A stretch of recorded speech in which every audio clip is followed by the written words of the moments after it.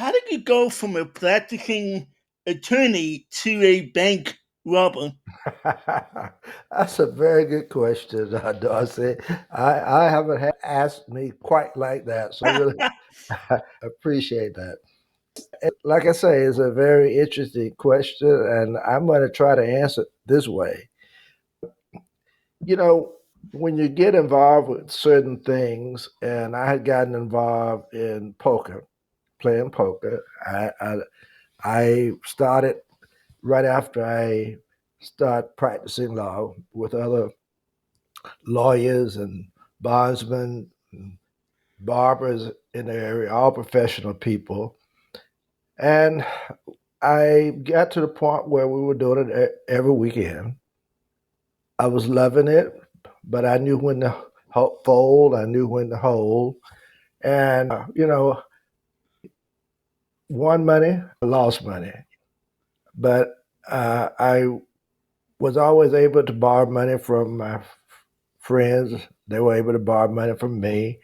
So if I lost $1,500, I knew when to get up. If I won $2,000, I could go home. I knew how to do that. Eventually, the poker game got to be love more than anything else, and got to the point where I didn't know how to get up or didn't want to get up. And I went further in the hole, further in the hole, further in the hole. Lost properties, lost my home, lost my wife of 5 years. And when I knew anything, I had hit rock bottom. And of course, I think that experience got me to thinking, how did I get here? And of course, I got depressed. I one morning got up and went to the office. First, I got my 22 caliber pistol, went to the office and sat there and was really to the point of committing suicide. And I'm an only child to a single mom, and I started thinking about my mom, and that kind of kept me from doing that.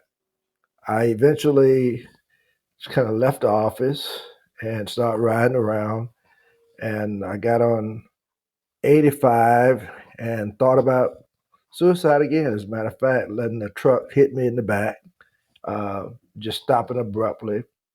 Uh, but then I thought I might be maimed. I didn't want to get in that position. So I kind of abandoned the situation. And I ended up in a little town called Oxford, North Carolina, at a restaurant and was eating because it was about 10:30, 11 o'clock in the morning. And while I was eating, I looked out the window and I saw the CCB Bank. That's the Central Carolina Bank at the time. And my mind just started roving. If I could just get in and get me about 50, $100,000, I could pay off all my debts to everybody, and I could go back, you know, like nothing had happened, and it'll be all over. It's crazy thinking now, so don't think I understand how stupid that is in hindsight.